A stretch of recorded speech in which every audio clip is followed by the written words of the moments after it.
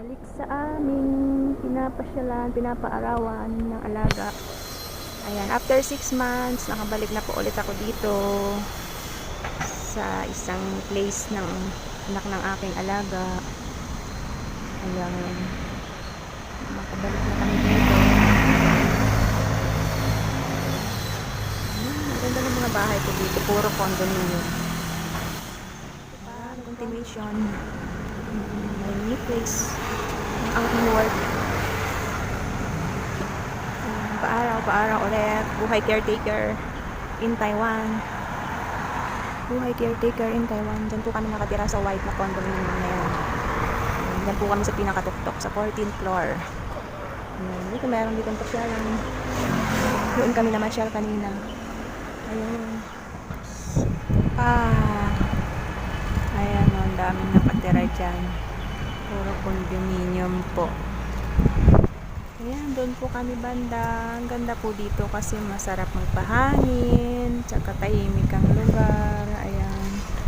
Tahimik po ang lugar. At may bagong building dito. Dati nung 6 months po kami dito. Wala pa to. Ngayon natayo na agad siya. Ang bilis. Ang bilis na mga gumagawa.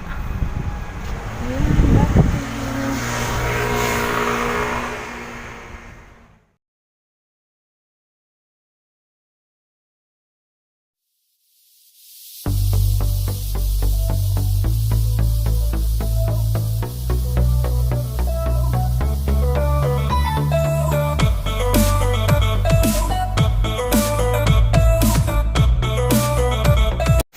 dito po kami nakatira sa 14th floor.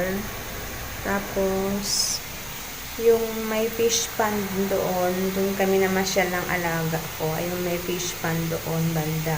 Ayun, doon kami namasyal ng alaga ko. So, ayun lang. Share lang. Share lang po. Share. Dito po kami nakatira sa 14th floor. Ayan, dyan kami. And then, ayan, samahan niyo po ako.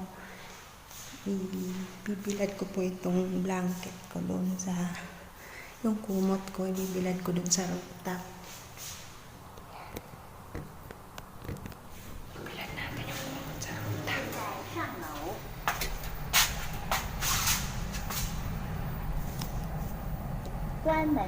Ayan, dito na rooftop po ito. Rooftop. Ayan, samahan niyo ako. Ibilad yung kumot sa rooftop.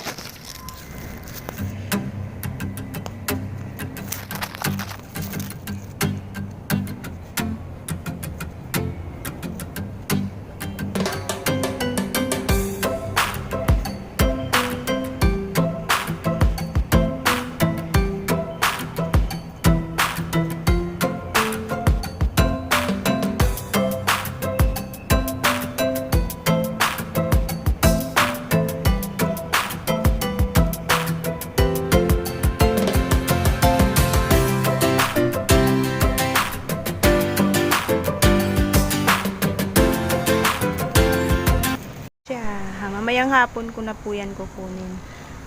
Yan, bilad ko muna kasi 6 months yan hindi nagamit. Kaya paarawan. Linabhan ko yung kumot ko. Bilad ko ulit. Ayan, ayan po yung view dito sa rooftop. 15th floor po ito. Ito yung rooftop. Nasa 14th floor kami. Ayan o. May bundok din dyan. Ay, nako. Na ano ako. Takot kasi ako sa matataas na lugar. Ayan. So, ayan. Bye-bye.